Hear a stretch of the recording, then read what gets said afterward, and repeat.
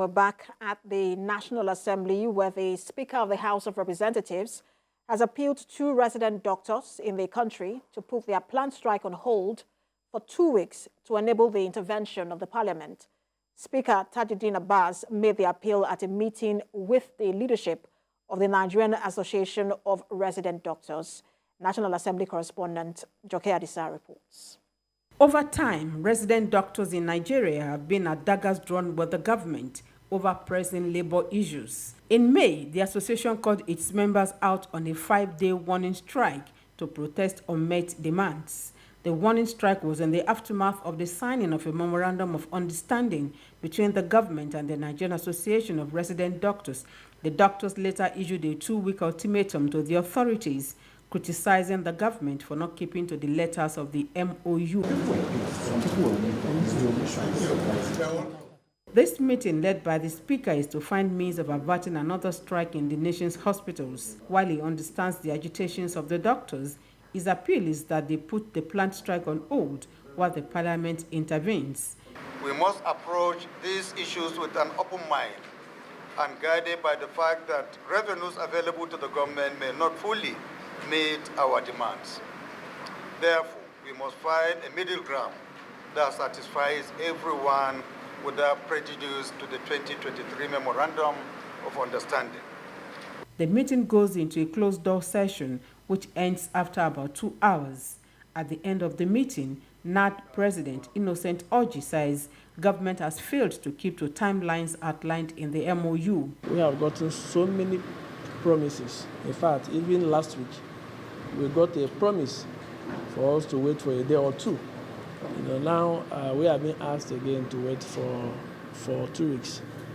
We are leaders of the association, and we are going to communicate this request to our members. Of course, they take their decision. Nevertheless, he says the leadership will take the Speaker's plea to his members. The intervention of the Speaker is expected to douse all tension and work out modalities for meeting the resident doctors' demands, such that the average Nigerian in need of affordable health care does not suffer untold hardship. Joke Adisa, TVC News, Abuja.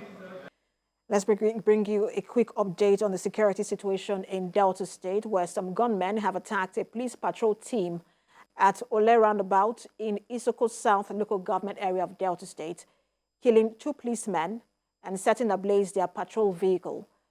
The Delta State Police Command Public Relations Officer Idafe Bright, while confirming the attack, said the Commissioner of Police Wali Abbas ordered that deployed a combined team of policemen with the support of troops from the Nigerian Army to go after the assailants.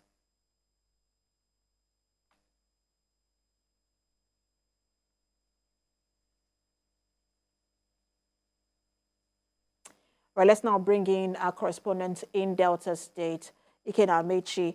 Ikenna Amechi, we've seen a record attack between February and now in Delta State on security agents in that state. What more can you tell us about this latest development and what the police there or security agencies there are doing to ensure there is no repetition of this?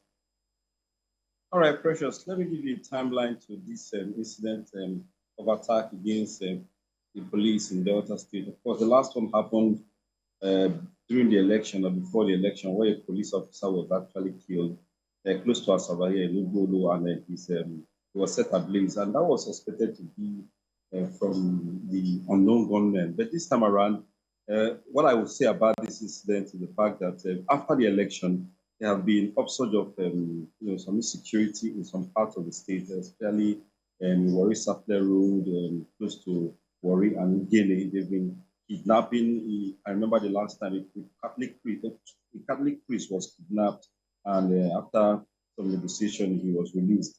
And this time around, when the new commissioner of police resumed, just about 2 months ago, and he resumed almost at the same time that the governor was actually sworn in.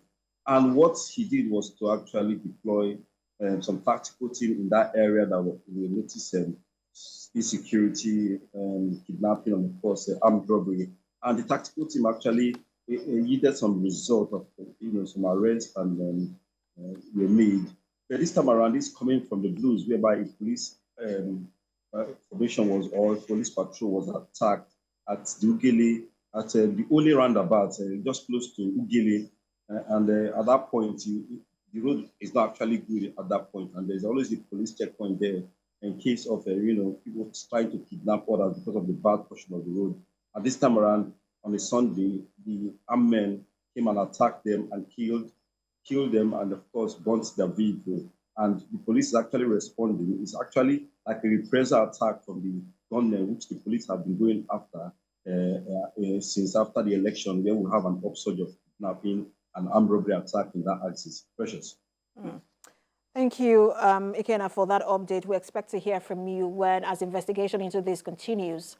Our correspondent Ikenna made it live for us there in Delta State. Let's turn to other stories. The National Assembly Election Petition Tribunal, sitting in Asaba, Delta State, has nullified the election of Labour Party member representing Aniocha Oshimili constituency at the House of Representatives, Ngozi Okolie, and declared former minority leader and candidate of the PDP winner. Ikenna Amechi reports. It is judgment for the National Assembly Election Petitions Tribunal for the Aniocha Oshimili Federal Constituency here at the High Court Complex, Asaba. Delivering the judgment, Justice E.Z. Musa ruled that the Labour Party did not duly sponsor Mr. Ngozi Okolie as he was not a party member as at May 28, 2022, when the primary was purportedly held. The tribunal then declared the runner-up in the February 25, 2023 National Assembly election, Ndudi Elumelu of the People's Democratic Party, as the winner. Counsel to the former minority leader of the 9th House of Representatives spoke on the judgments. The tribunal agreed with us that there was no primaries, there was no sponsorship. Honorable Ngozi Okolie was in public office. He didn't resign.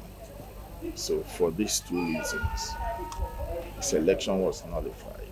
And in line with Section 136 of the Electoral Act, Honorable Godwin Ndudi Elumelu, who was the first runner-up at that election, has been declared and returned by the tribunal as the winner of that election. The judgment ran into 100 and something pages. 107 pages.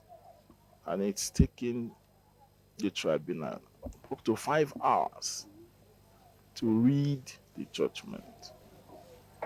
That tribunal is very hardworking. We commend the tribunal.